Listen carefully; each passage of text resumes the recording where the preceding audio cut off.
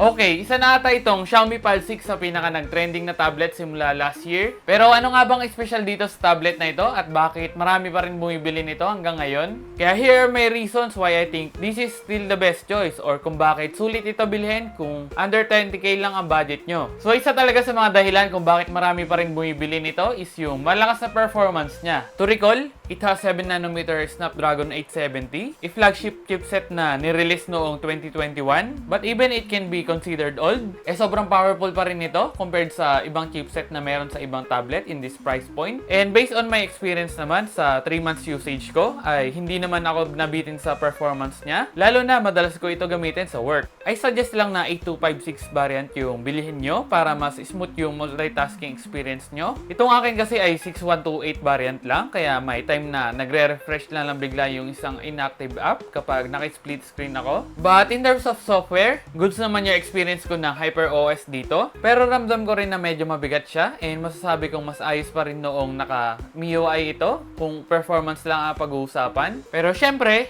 marami rin magaganda at useful features itong HyperOS. Next naman is yung high quality display niya. Isa na rin ata itong Xiaomi Pad 6 sa may solid na display. Dahil kahit 11 inches lang yung display nito, di hamak na mas mataas ang resolution nito that can result sa sharp na screen. Besides, mas mataas din yung refresh rate nito. Dahil most of the tablets ata sa ganitong price point is naka 120Hz lang. While itong Xiaomi Pad 6 is naka 144Hz. Although sa games mo lang naman yan may enjoy, pero at least mas mataas pa rin, di ba? By the way, may nakita nga rin pala akong Facebook post ng isang teacher na ginagamit niya yung Xiaomi Pad 6 para sa PowerPoint presentation. Kaya I think very useful din ito sa mga students and teachers out there. And alam nyo guys, sobrang nakaka-enjoy din manood or magpatugtog ng music dito dahil sa quad speakers, Dolby Vision, and Dolby Atmos support niya.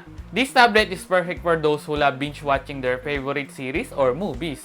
And kung pa-premiuman lang ang pag-uusapan, I can consider this tablet as a premium looking one dahil kita nyo naman kung gaano ka-sleek at ka-professional yung design niya. There are also 3 available colorways na pwede nyong pagpilian, which are the Gravity Gray, Misty Blue, and Gold. For me, lahat yan ay premium looking, kaya nasa sa inyo na kung anong pipiliin yung kulay. Isa rin sa standout feature nitong Xiaomi Pad 6 is yung accessories niya. Yung iba kasing tablet is via Bluetooth lang yung connectivity kapag gagamit kayo ng folio keyboard or ng pen. And ang maganda sa Pad 6 is may pogo pins siya at magnetic din yung sa pen niya, kaya mas responsive siya para sa akin. For sure kasi may experience kayong delay or baka magloko kapag via Bluetooth yung connection nyo. Well, di naman big deal ang camera kapag tablet ang usapan. Pero dito sa Xiaomi Pad 6 ay makakuha ka na ng high quality pictures with its 13 megapixel main camera at 8 megapixel selfie camera. Ngayon nga lang din pala ako nakakita ng tablet na maganda yung camera. Kaya naman I think one of the best feature niya rin ito. And last reason siguro kung bakit sulit pa rin ito bilhin ngayon is yung affordable price niya. Given na maganda yung chipset na nakalagay dito, mas maganda ang display, premium ang design, sobrang mura pa rin ito kung tutusin.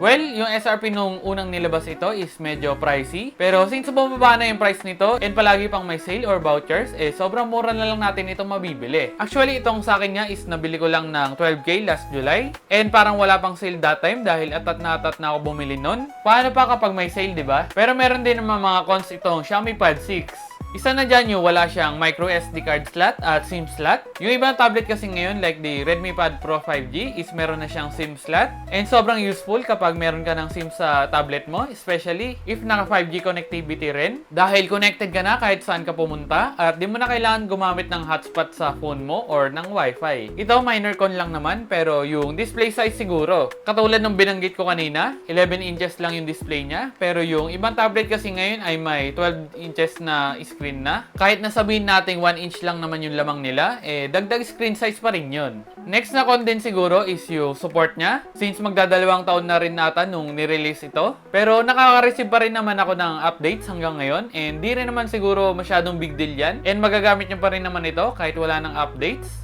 What's up guys? Meron nga pala tayong giveaway nung nakaraan. And dahil na-reach na natin ang 10k subscribers, ito na po yung dalawang winners natin. Para maklaim yung prizes nyo, just message me sa Facebook page natin. And I think ayun lang naman para sa video natin today. Ilalagay ko na lang yung link sa description box kung saan nyo ito mabibili ng mura. Kaya thanks for watching. Ako nga pala si Dan at see you sa next vlog.